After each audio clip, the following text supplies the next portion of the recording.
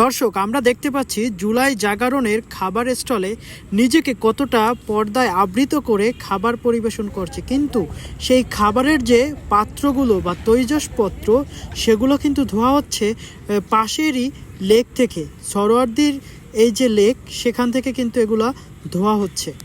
এ বিষয়ে যখন উক্ত ব্যক্তিকে জিজ্ঞেস করা হয় তখন তিনি সদুত্তর দিতে পারেনি। শুনুন তার মুখে।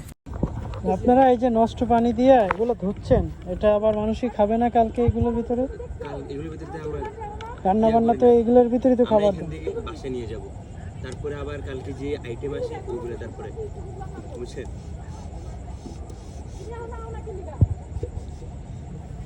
সোহরাওয়ার্দী উদ্যানের লেকের পানি কতটা খারাপ সেটা আমরা সকলেই জানি। আর এই পানিতেই আমরা যে দেখলাম অত্র এই স্টলটির কর্মরত যে ব্যক্তি আরও দুজন, পাশাপাশি তারা কিন্তু সোহরাওয়ার্দী উদ্যানের লেক থেকে তাদের বেশ কিছু তৈজসপত্র এখান থেকে কিন্তু ধুয়ে নিয়েছেন, ধুয়ে আবার এখানেই রেখেছেন, ওই যে দেখা যাচ্ছে, এবং সেগুলোতেই কিন্তু আগামীকালকে খাবার পরিবেশন করবে।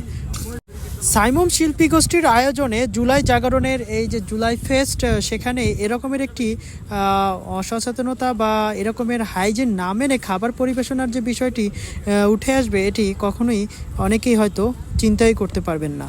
ভিডিওটি শেয়ার করে কর্তৃপক্ষকে আপনারা মেনশন করতে পারেন, জানাতে পারেন যে সাইমন শিল্পী গোষ্ঠী যারাই আয়োজক বা জুলাই জাগরণের যে যারা এর পৃষ্ঠপোষক রয়েছেন, এছাড়া বাংলাদেশ জামায়াত ইসলামী বা শিবিরের পৃষ্ঠপোষকতায় এই আয়োজনটি হচ্ছে, তো তাদের দেখা উচিত যে তাদের বরাদ্দকৃত স্টলের যে মালিক বা স্টল যারা চালাচ্ছেন তারা কিভাবে নোংরা পানি দিয়ে বাসনকোসন ধুয়ে খাবার পরিবেশন করছে।